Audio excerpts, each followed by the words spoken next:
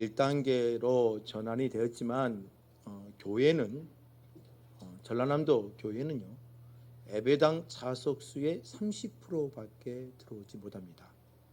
한 번 예배 드릴 때 저희 교회가 약 400석 정도 되니까 30%면 120명, 한 번 예배 드릴 때 120명 정도 예배를 드릴 수 있는 규제가 있습니다.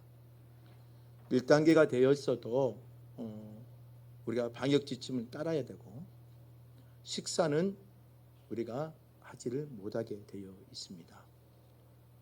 많이 아직까지도 제한된 것들이 있지요. 우리가 기도해야 될 것은 백신이야 뭐 이제 당장 나올 수 없는 현실이기 때문에 그 백신도 우리나라에서 완벽한 백신이 안정된 백신이 나와야 되는 것이 우리의 급선무이겠지만 더 급선무는 치료제가 나오는 것이 더 빨리 나와야 될 것 같습니다. 그래서 올해 연말이면 치료제가 가능하지 않겠느냐는 예상도 하지요. 그래서 내년 상반기에는 지금보다는 더 나은 삶을 살지 않겠느냐, 이런 예측이 지금 나오고 있기도 합니다. 그건 예측이지요. 이 또한도 누가 허락해 주셔야 되느냐? 하나님이 허락해 주셔야 됩니다.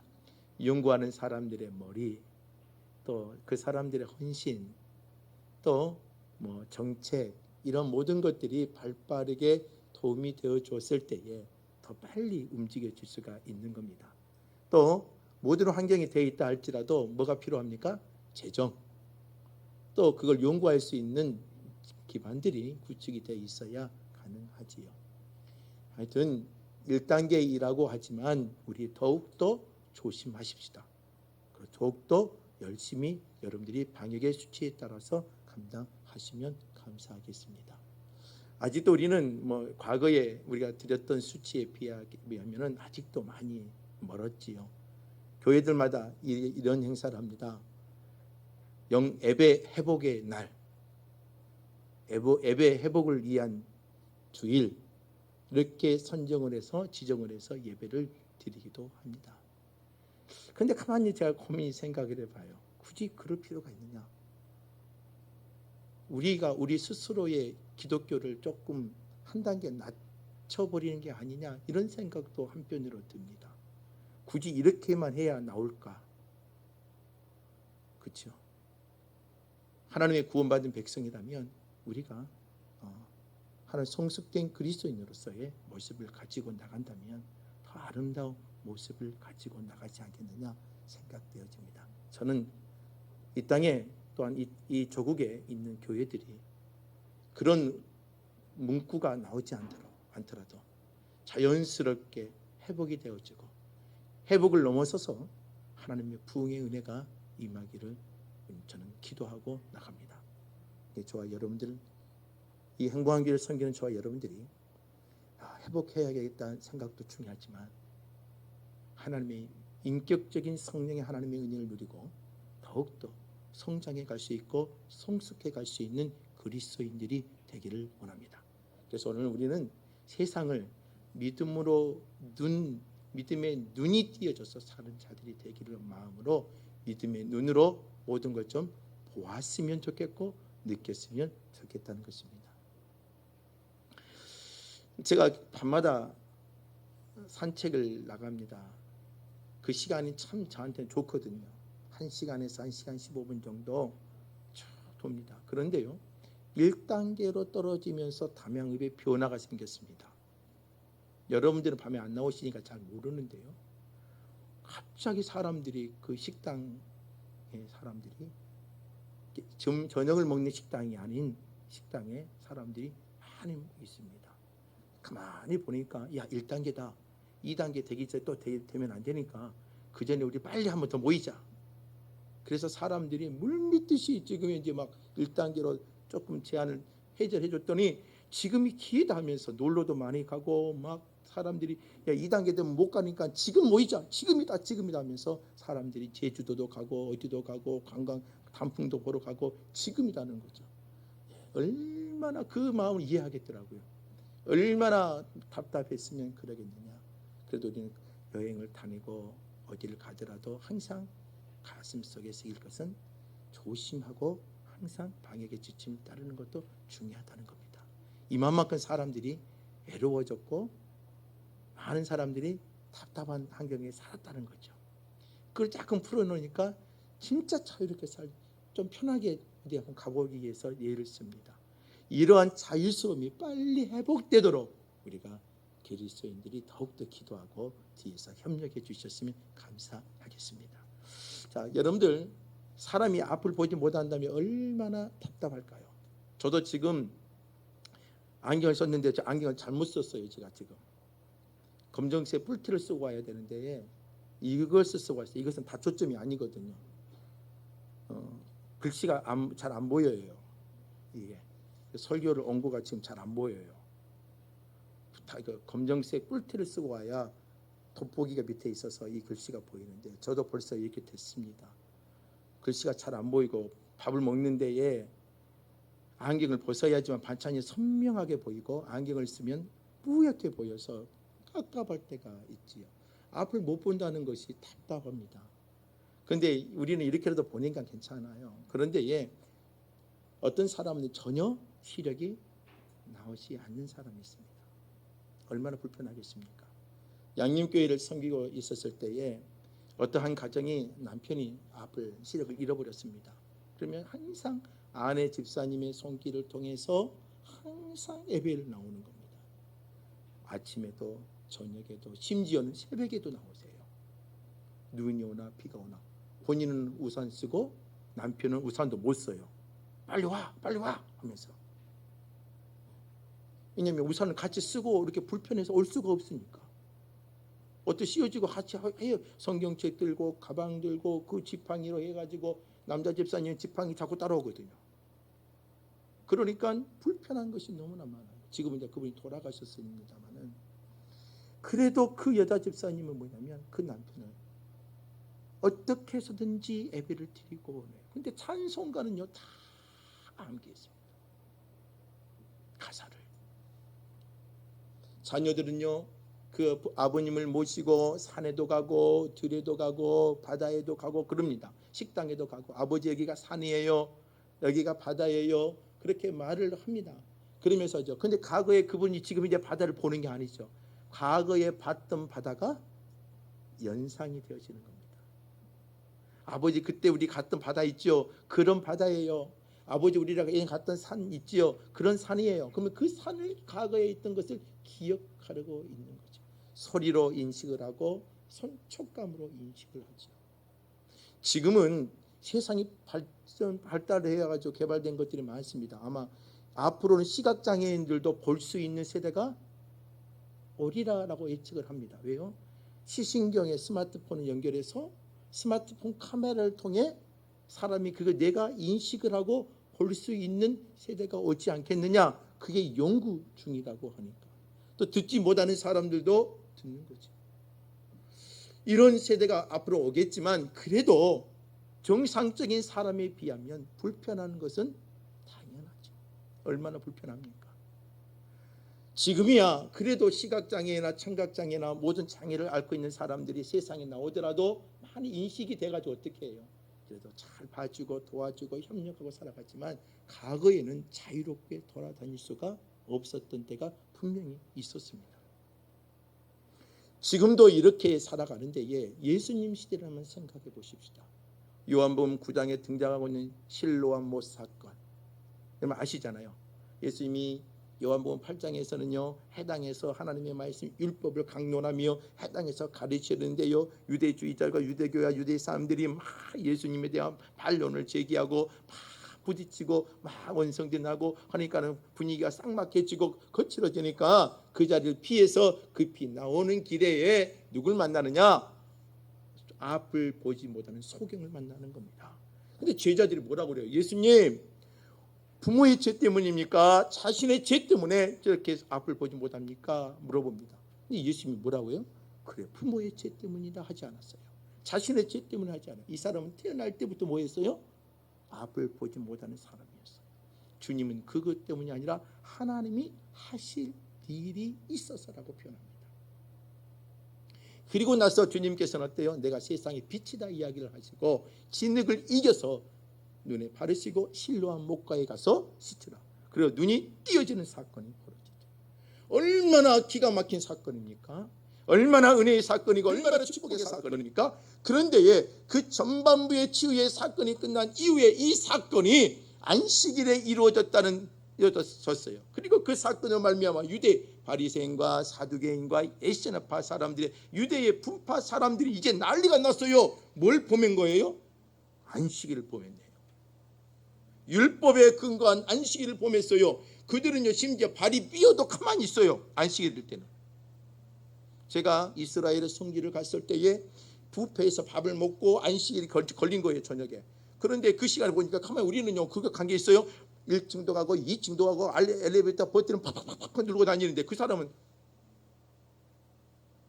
우리가 눌러주기를 기다려요. 5층에서 내려야 되는데 만약 우리가 가는데 3층에 내려요. 그럼 그 사람은 뭐예요? 계속 타고 있는 거예요. 언제까지요?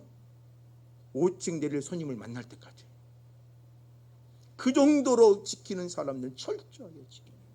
심지어 뷔페는 불을 미지근하게 켜놓고 안식이 끝날 때까지 불이 꺼지지 않도록 음식이 식지 않게 하기 위해서 선도가 되지 않고 가만히 놔둡니다. 자기들은 일하지 않아요. 안식일의 규범을 따르지 않는 사람들이 막 음식을 챙기고 막 일을 합니다. 몇 사람이 되지 않아요. 그 정도로 지켜요. 그런데 예수님 시대는 얼마나 그 율법의 의식에 사로잡혀 있겠습니까? 그런데 9장 후반부로 가면서 이제 싸우는 거죠. 안식을 범했다. 소경이다. 결국은 주님께서 그 부분에 나는 메시아로 알고 세상의 빛이라는 것을 설명을 하며 구원자이심을 설명하죠. 그걸 받아들인 자는 오늘 이 소경처럼 눈이 띄지만 그러나 결국 오늘 보면 30절에서 41절 사이에는 뭘 말하냐면 눈뜬 소경은 바로 너희다라고 표현을 하고 있는 겁니다. 눈을 떴지만 너희들이 바로 소경이다. 내가 소경이냐고 도리어 반문하지요.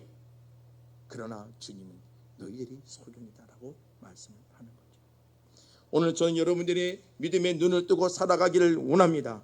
하나님 믿음의 눈을 뜨고 하나님 이 땅에서 믿음의 구원자이신 예수를 바라보며 나가기를 원합니다. 사람이 영적으로 믿음의 눈을 뜬다는 것은 무엇을 말할까요? 여러분들 믿음의 영적으로 눈을 뜬다는 것은요 뭐 환상을 보는 게 말하는 것이 영적 눈 띄었다고 말하지 않습니다. 여러분들 뭔가 새로운 것을 보고 귀신을 보고 그게 영적으로 눈이 띄었다는 것이 아닙니다. 영적으로 본다는 것은 무엇을 말하냐? 예수 그리스도가 하나님의 아들이심을 믿고 그 아들이 메시아임을 믿고 구원자이심을 믿으며 내 입술로 고백하는 하나님의 믿음의 의식을 말하는 겁니다.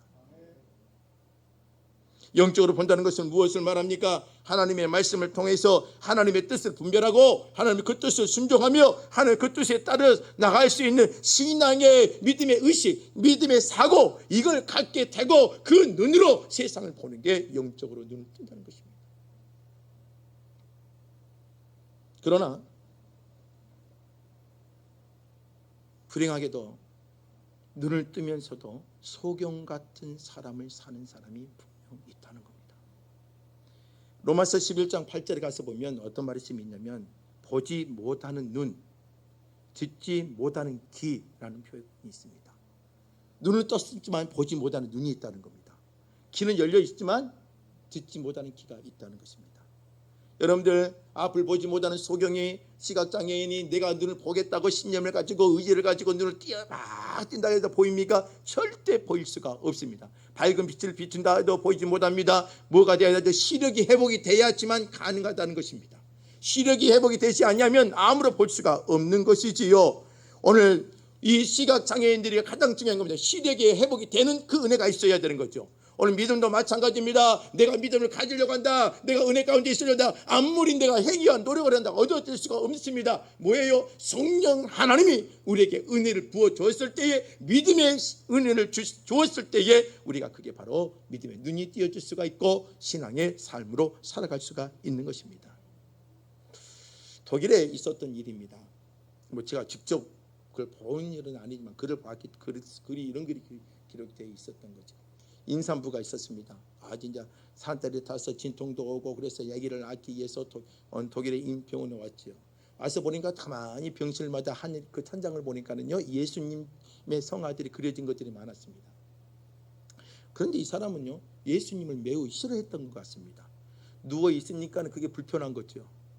그러니까 그 간호사를 불러서 이거 당장은 띄워주라고 하는 거예요. 우리 병원의 방침이 이러니까 띄울 수 없습니다 라고 말을 했지요. 그럼 화를 낸 거죠. 우리 남편이 뭐 고위 관리 있고 힘 있는 사람이니까 내 남편이 오면 당장 말해서 이 의사에게 통해서 원장에게 말해서 띄워주게 하겠다 한 거죠. 화가 난 거예요. 남편이 왔네요. 남편이 오면 순간에 이제 말했습니다. 이래서 나는 지금 일을 날라온 진통이 오고 그러는데 나 불편해서 안 되겠다. 당장 띄워달라고 하면서 남편에게 막 말해서 강력하게 해달라. 남편이 화가 나서 내 아내가 지금 불편하다는데 띄워주세요 라고 말한 거죠. 한참 실라기를 하고 있는데 그 아내가 아이를 낳은 겁니다. 근데 그 아이가 나면서 간호사가 그 남편에게 의사에게 말하죠. 아이가 낳았는데 아이가 앞을 보지 못합니다.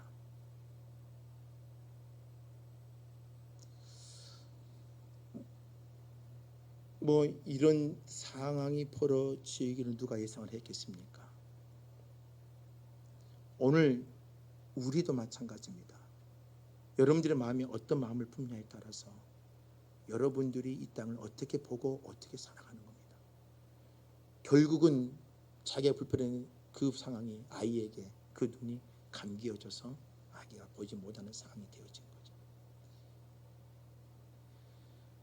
육신의 눈을 뜨고 산다는 것이 자유스럽지만 그 눈이 정확한 역할을 하지 못하면 여러분들의 인생은 더 고통스러운 것입니다. 그러나 우선 여기에 앉아 계신 여러분들은 행복한 사람들입니다. 왜요? 그 믿음의 눈을 띄어져 있기 때문입니다. 하나님의 구원의 은혜를 통해서 예수님을 바라볼 수 있고 오늘 이 자리에 앉아 있는 것 자체만 해도 얼마나 감사합니까? 주님의 은혜를 누릴 수 있도록 이 자리에 앉아 있는 것만 해도 너무나 감사하고 행복한 존재이고, 여러분들이 듣고 하나님의 말씀을 듣고 그게 새겨졌을 때에 여러분들의 그 믿음의 눈이 세상을 볼 수 있도록 작용할 때에 여러분들의 인생은 행복해질 수 있고 여유스러워질 수가 있다는 것입니다.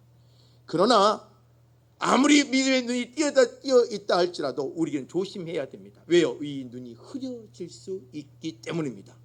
또 다시 감겨질 수가 있기 때문입니다.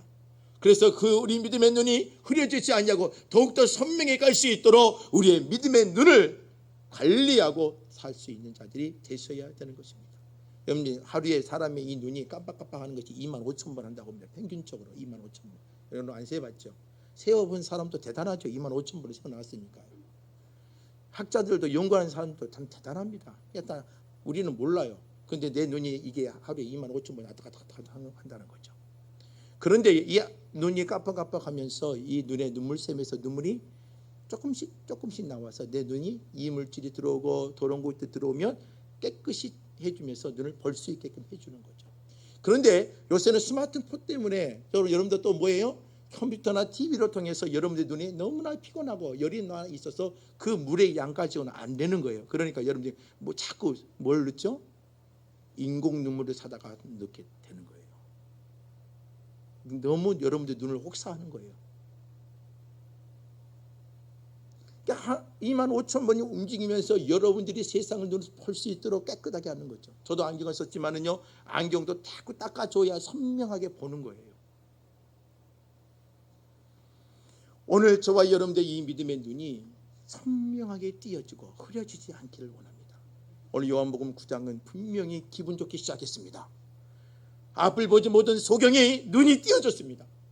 얼마나 좋아요, 기뻐요, 행복해요. 그런데 그 사건이 유대주의자들과 그 시대에 있는 사람과 예수님과 논쟁거리가 되어지고, 안식을 범했느냐, 예수가 누구냐, 나는 메시아다, 세상의 빛이다, 어둠을 밝히러 온 자이다 말하며 그들에게 선포하게 되어지죠.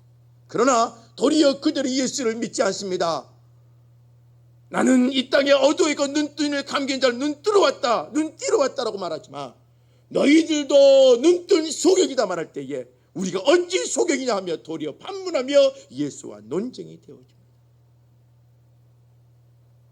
저는 여러분들이 이 땅을 살며 믿음의 사람으로 하나님의 영적인 눈이 띄어져서 하나님의 세상을 살아가도 세상 속에 하나님 믿음의 눈을 가지고 세상을 볼 수 있는 하나님의 사람이 되기를 주의 이름으로 부탁을 드립니다. 그러면 우리의 눈이 흐려지지 않기 위해서는 뭘 해야 되느냐? 어떻게 해야 되느냐? 잘못된 생각에서 벗어나시기 바랍니다. 여러분들 오늘 보니까 예수의 제자들 오면서 예수님 물어보죠. 예수님, 저게 부모 죄 때문입니까? 자신의 죄 때문입니까? 근데 예수님은 도리어 뭐라고 말합니까? 이것도 아니요 저것도 아니요, 주님께서 하실 일이 있어서 주님께서 이 땅에 이 소경을 보내주신 거라고 말을 하죠. 그리고 하나님께서 이 역사를 하는 겁니다. 여러분들, 예수님이 제자들도 마찬가지. 유대주의자는 뭐예요? 지금 예수님께서 복음서를 사역을 하면서 3년의 공생의 기간 사역을 하면 무슨 일이 벌어졌냐면, 가난한 자는요 누구 때문에? 가난한 것은 네가 죄가 범했기 때문에, 네가 병을 낳은 것은 네가 죄를 범했기 때문에, 네가 잘못된 것은 네가 죄를 범했기 때문에, 그러한 관점을 갖고 있어서 그들이 신앙의 생활을 하고 있습니다. 그래서 그들은요 재산을 늘렸고요, 땅을 넓히며 자녀들을 많게 하며, 그들은 그걸 통해서 나는 하나님의 축복받은 사람인 것을 강조하며 아브라함의 후손임을 강조하며 살아가지요. 그런데 예수님은 그게 아닙니다. 재산이 많아서 아브라함의 후손이 되는 것도 아니요, 그들의 능력이 있어서 다윗의 후손이 되는 것도 아니에요. 주님의 예수의 십자가의 은혜로 주님을 받아들일 때 그게 가능한 거죠. 그런데 유대인들은 그게 뭐예요?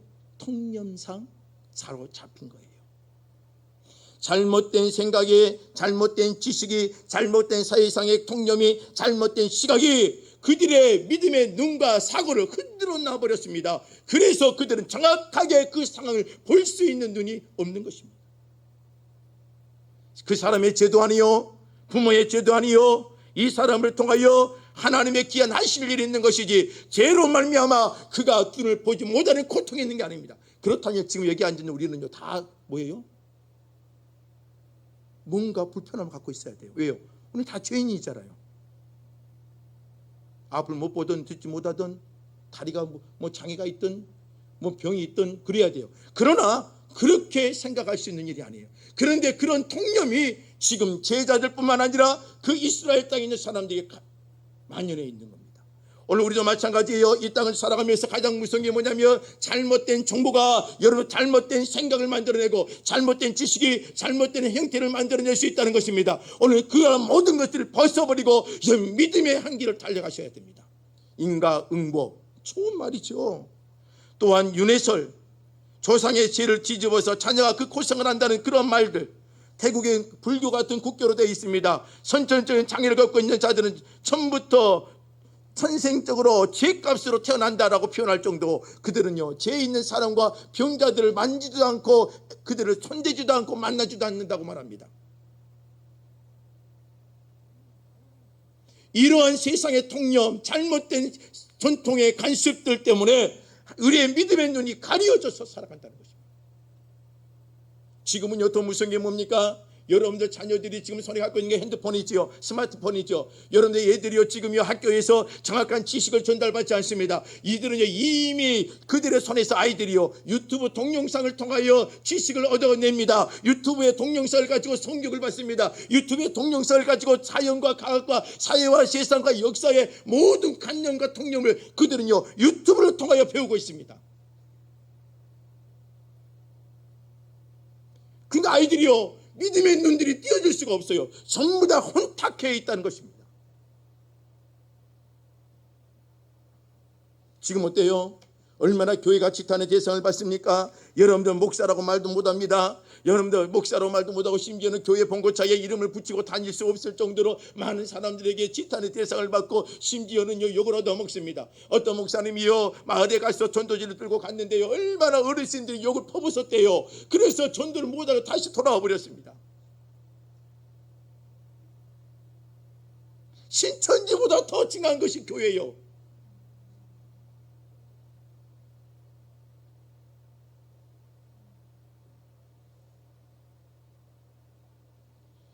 잘못된 정보와 지식이 얼마나 세상의 관점을 만들었는지 모릅니다.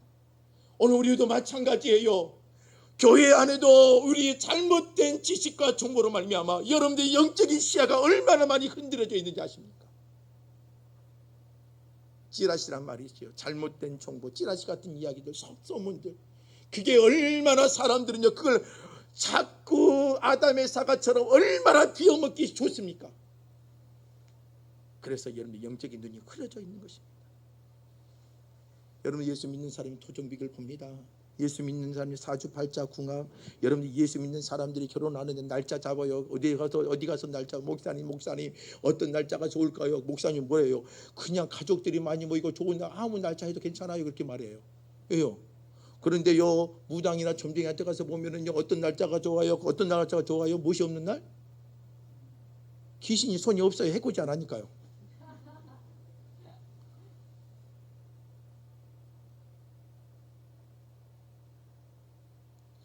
왜요?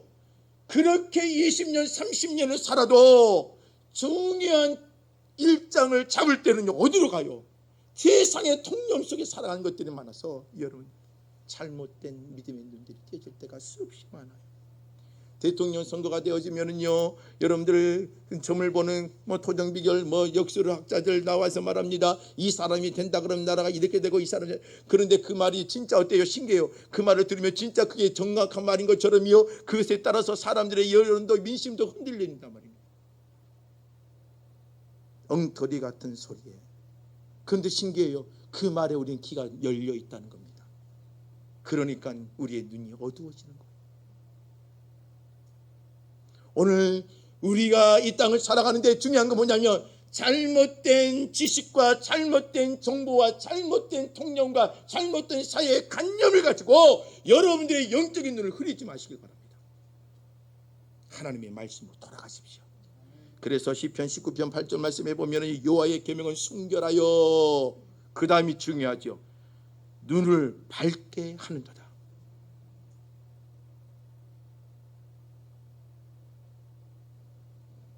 오늘 하나님의 말씀에 여러분들 마음을 두시기 바랍니다. 여러분들 남편을 보더라도, 가정을 보더라도, 자녀를 보더라도, 세상을 보더라도, 교회를 보더라도 여러분들 세상의 통념과 관념과 잘못된 정보를 보지 마십시오. 여러분들 아무리요 앞에 멋있는 사람이 있어도요, 잘못된 정보가 그 안에 들어가면요, 그 사람은 항상 애곡된 눈으로 봅니다. 그 순간부터는 그게 안 돼요. 그거 하려면 뭐예요? 완전히 갈아엎어야 되는 거죠. 그게 무서운 거예요. 오늘 예수의 제자들도 예수님을 따라다니고 사역을 시작하지만, 그러나 그 속에 뭐예요? 유대주의의 통념과 관념이 사로잡혀 있어서 안 되는 겁니다. 오늘 그리스도인들도 마찬가지입니다. 사모인지 세속화, 어떻게 보면 우리가 전통, 이런 세상의 통념, 이런 것 때문에 여러분들의 믿음의 눈이 엄청 가려질 수 있다는 겁니다. 우리 잘못된 정보의 마음을 빼앗기지 마십시다. 잘못된 지식에 여러분의 마음을 빼앗기지 마십시다. 어떠한 소리에도 여러분의 마음을 빼앗기지 마십시다. 하나님의 말씀 가운데에 성령의 사람의 모습을 가지며 서 있기를 주의 이름으로 부탁을 드립니다. 두 번째로요, 우리를 힘들게 하는 게 뭐가 있냐면 율법주의입니다. 율법주의. 안식을 범했다는 거예요. 어찌 예수님이 일을 했냐 이거예요. 안식을 범했다는 거죠. 지능을 이겼고 지능을 발라줬고, 이게 다 안식일을 범한 거예요.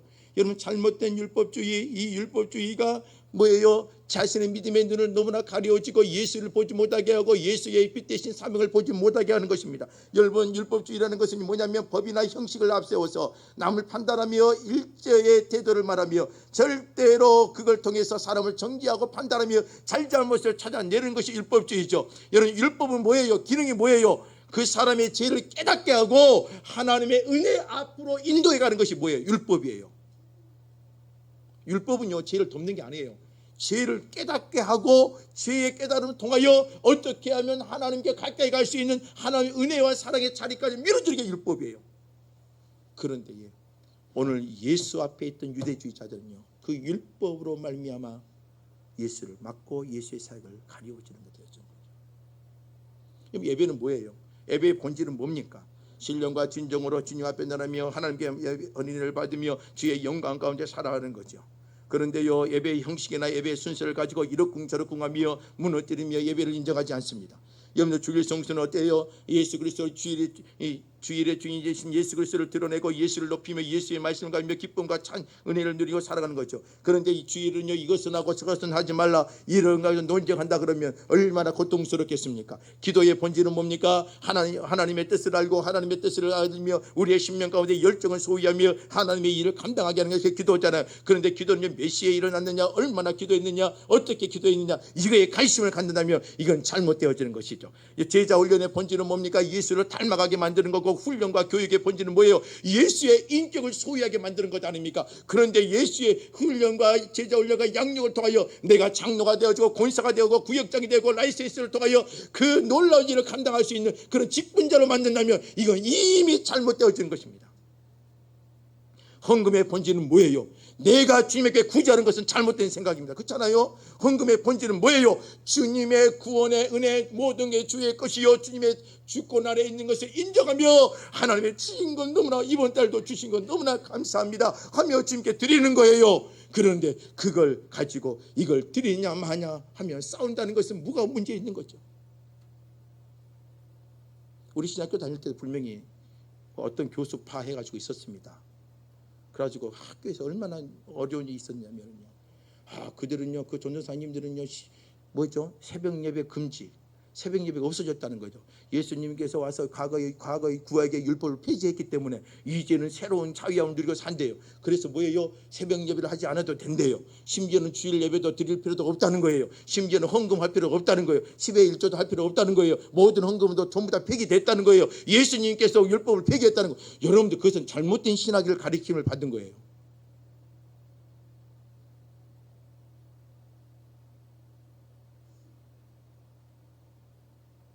결국은 그들은 전부 다 나갔습니다.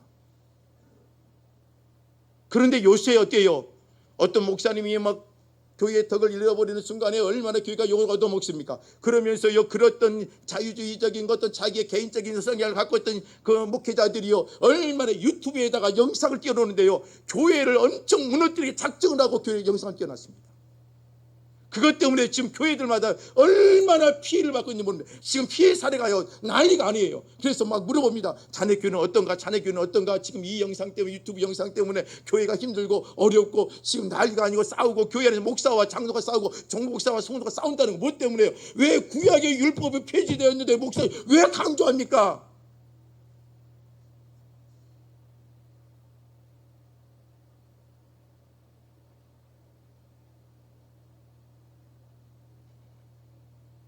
이런 난리가 났어요. 잘못된 율법주의가 우리의 영적인 시야를 완전히 혼탁하게 만들어버린 거죠. 주님은 율법을 폐지하러 온 게 아니라 뭐하러 또 오셨다고 강조하고 있어.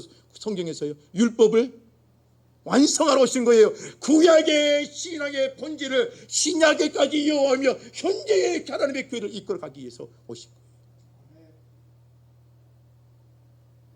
잘못된 율법주의가 우리의 시야를 흔들어버리고 있다는 겁니다. 우리 거기에서 벗어나셔야 됩니다. 마지막으로는요, 오늘 보니까는요, 눈을 보지 못하는 자를 띄게 하신다고 되어 있죠. 나는 이 땅에 세상의 빛으로 오셨다고 말하며, 이 소경을 밝게 빛나는 것처럼 나는 예수님을 통해 너희들의 죄악의 어둠 가운데에 세상의 빛 대신 예수를 통하여 눈을 띄게 했다는 거죠. 그러면 우리가 소경이냐? 그래, 너희들이 소경이다 이거예요. 눈을 떴지만 너희들이 소경이라는 거예요. 그런데 반문합니다. 우리 어찌 소경이냐 하면서 예수를, 결국은 그들의 세력이 어때요? 예수를 죽이게 되는 거죠. 십자가에 못 박아버려요. 뭐 이런 일이 벌어질 수 있습니까? 왜요? 그들의 교만 때문입니다. 그들의 율법과 그들의 전통과 그 장로의 그 연수로 통해 만들어진 그 전통이 그들에게 하나님의 은혜를 멀게 해버리고 믿음의 눈을 가리어버리며 예수를 보지 못하게 하는 그런 일들이 벌어지는 거죠.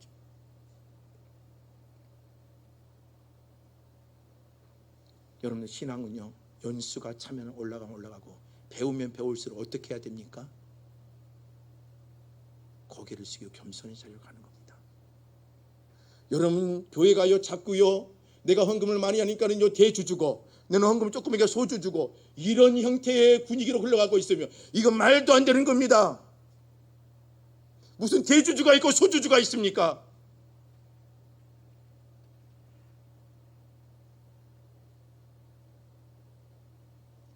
지금 교회가 그런 형태로 가고 있습니다. 왜요? 그러다 보니까 내가 헌금을 많이 하고 내가 전수가 오래됐고 내가 오랜 전통이 있었기 때문에 그러다 보니까 영적인 교만과 자만으로 예수가 빠진 교회, 예수가 없는 복음을 소유하게 되어지는 겁니다.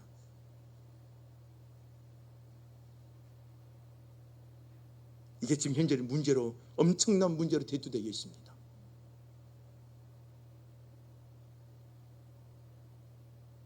전 우리 아이들이 걱정입니다. 우리 성도들이 걱정입니다. 왜요? 엄청난 방대한 정보와 지식 속에 우리의 믿음의 눈이 잘못 띄어지면 이 영적인 사상의 문제는요, 한순간에 좁이 먹기 시작하면 그걸 벗어나기라는 것은 너무 어렵다는 겁니다. 말씀을 정리합니다. 우리 믿음의 눈으로 볼 수 있는 자들이 되시길 바랍니다. 흐려지지 않기를 원합니다. 잘못된 정보와 지식, 여러분 잘못된 소리가 여러분들의 눈을 가리울 수가 있다는 것 분명 아시길 바랍니다. 그것에 여러분 마음을 빼앗기지 마십시오. 교만하지 마십시오. 자만하지 마십시오. 그리고 여러분들 전통이 중요할 때가 있지만 도리어 전통이 우리를 인생을 어렵게 할 때가 있습니다. 우리 행복한 교회는 복음에 사로잡혀 있어 나갈 수 있는 믿음의 백성들이 되시기를 주의 이름으로 부탁을 드립니다. 기도하겠습니다.